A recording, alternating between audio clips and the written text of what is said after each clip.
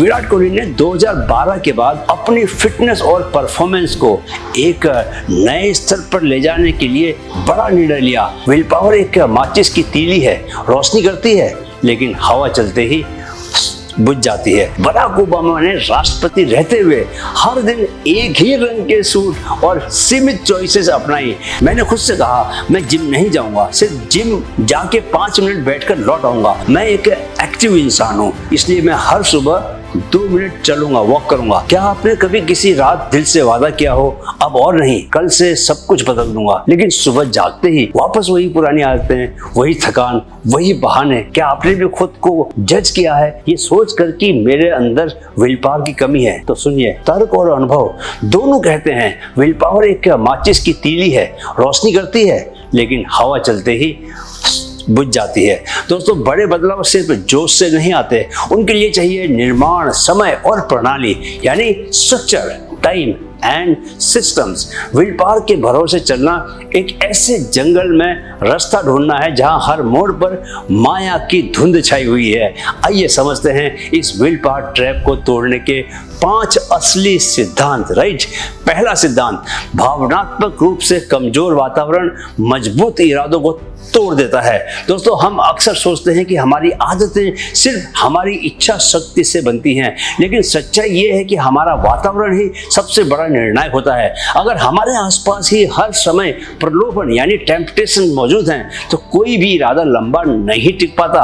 अगर तुम calorie consumption पर काम कर रहे हो, तो अपने काम की जगह कोई खाने की चीज न रखो, नहीं तो जरा सी भूख लगी नहीं, जरा सा मन किया नहीं कि आप फटाक से चीज को उठाकर मुंह में डाल लोगे। हम विराट कोहली के डाइट ट्रांसफॉर्मेशन से बहुत कुछ सीख सकते हैं। दोस्तों, विराट कोहली ने 2012 के बाद अपनी फिटनेस और परफॉर्मेंस को एक नए स्तर पर ले जाने के लिए बड़ा निर्णय लिया। जंक फूड, मीठा और प्रोसेस किए गए भोजन से दूरी। उनकी विल पावर ने शुरुआत की, लेकिन असली बदलाव आया जब उन्होंने अपना एनवायरनमेंट बदला।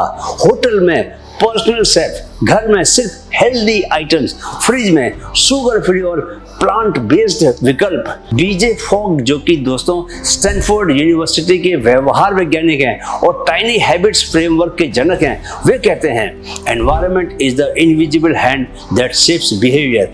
जिंदगी वही बदलती है जहां मंजिल बदलते हैं, सिर्फ मंजिल चाहने से कुछ नहीं होता, समझे। दूसरा सिद्धांत, थका हुआ मस्तिष्क, थका हुआ दिमाग कठिन निर्णय नहीं ले सकता। दोस्तों, जब हम दिन भर लगातार निर्णय लेते हैं तो हमारा दिमाग थक जाता है।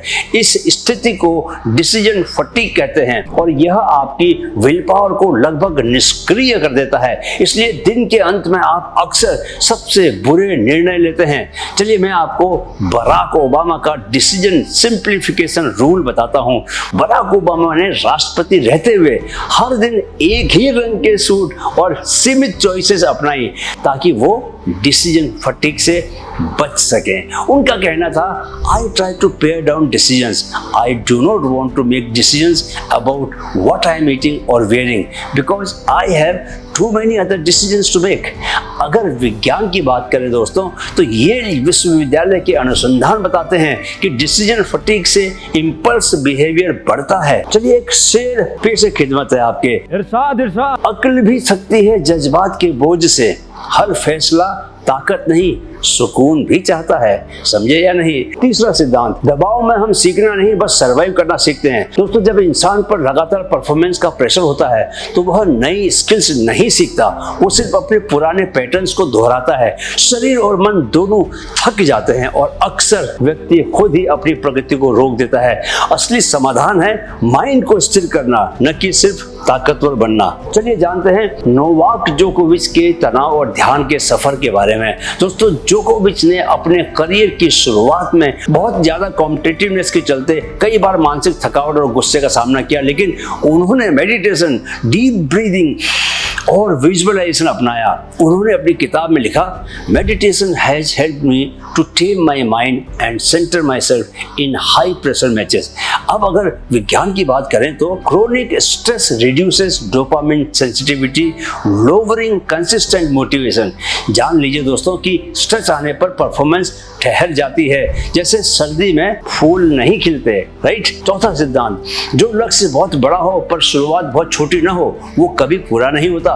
दोस्तों हम सब बड़े लक्ष्य बनाते हैं लेकिन उन्हें हासिल नहीं कर पाते क्योंकि हमने उन्हें छोटे छोटे हिस्सों में तोड़ा ही नहीं। आपका दिमाग बड़े कामों से डरता है लेकिन छोटे कदम को स्वीकार करता है। यही बदलाव की असली शुरुआत है। चलिए जरा जेम्स क्लियर और 2 मिनट नियम की बात करें। एटॉमिक हैबिट्स के लेखक जेम्स क्लियर ने खुद पहले फिटनेस की शुरुआत इसी से की थी। मैंने खुद से कहा मैं जिम नहीं जाऊंगा, सिर्फ जिम जाके 5 मिनट बैठकर लौट आऊंगा। वो छोटा एक्ट इतना आसान था कि दिमाग ने विरोध नहीं किया और धीरे धीरे आदत बन गई। बीजे फोक के टाइनी हैबिट्स फ्रेमवर्क के अनुसार make it so small you can't say no. दोस्तों याद रखो, छोटे कदम जब रोज उठते हैं तो बड़ी मंजिलें भी करीब आ जाती है। 5वां सिद्धांत, वास्तविक परिवर्तन इंटेंसिटी से नहीं आइडेंटिटी से आता है। दोस्तों जब आप खुद को उस इंसान की तरह नहीं देखने लगते जो बदल चुका है तब तक कोई भी बदलाव टिकता नहीं है। पहचान यानी आइडेंटिटी से जुड़ा व्यवहार सबसे स्थायी होता है क्योंकि वह भीतर की परतों में बदलाव लेके आता है। आपने डेविड गॉगिंस का नाम सुना होगा। चलिए उसके नेवी सील बनने की यात्रा पर बात करते हैं। डेविड गॉगिंस ओवरवेट, डिप्रेस्ड और सेल्फ डाउटिंग इंसान से नेवी सील बनने वाले व्यक्ति। उन्होंने लिखा है, I had to build a new identity. I stopped saying I am broken and started living like I am already the toughest man alive। हर दिन उन्होंने खुद को मिरर में देखकर चैलेंज किया, Who are you going to be today? दोस्तों identity based neuroplasticity कहती है, repeated self definitions build lasting behavioural change. ये जान लो कि खुद को जो पहचान ले उसका रास्ता अंधेरों में भी रोशन होता है। तो पहचानोगे क्या खुद को? पहचानोगे ना। चलिए अब डेली प्रैक्टिस। विल पावर आधारित एक फील्ड चुनिए जहां आप बार बार हार मानते हैं, जैसे देर से उठना, जंक फूड खाना, अनावश्यक स्क्रीन टाइम। अब माइक्रो हैबिट और आइडेंटिटी बेस्ड स्टेटमेंट जोड़िए, जैसे मैं एक एक्टिव इंसान हूं इसलिए मैं हर सुबह 2 मिनट चलूंगा, वॉक करूंगा, या मैं ध्यान रखने वाला व्यक्ति हूं इसलिए मैं हर रात फोन से दूर रहूंगा। वातावरण में एक परिवर्तन कीजिए, कमरे की लाइट, डेस्क पर रखी चीजें या आसपास के डिस्ट्रैक्शंस हटाकर एक नया सेटअप बनाइए। दोस्तों छोटे बदलाव से शुरू कीजिए, फिर वो बदलाव आपको बदल देंगे। अब आज का डेली चैलेंज कमेंट करके लिखिए, मैं आज से विल पावर पर नहीं अपनी पहचान और सिस्टम पर भरोसा करूंगा। और अगले 3 दिन तक इस नए सिस्टम को आप आजमाइए, राइट। फिर देखिए आप खुद को नए रूप में पहचानने लगेंगे। तो दोस्तों आज आपने जाना, क्या जाना आपने आज? क्यों केवल विल पावर से बदलाव संभव नहीं, कैसे थका हुआ दिमाग बिखरा वातावरण और भारी लक्ष्य में तोड़ते हैं, और कैसे विराट, ओबामा, जोकोविच, जेम्स क्लियर और डेविड गॉगिंस जैसे लोग अपने सिस्टम, माइंड और आइडेंटिटी बदलकर सक्सेसफुल हुए। याद रखो, जो सोच को नहीं पहचान को बदलता है उसी की आदतें अमर हो जाती हैं। दोस्तों बदलाव तब आता है जब आप खुद से कहें, मैं वही नहीं हूं जो कल था।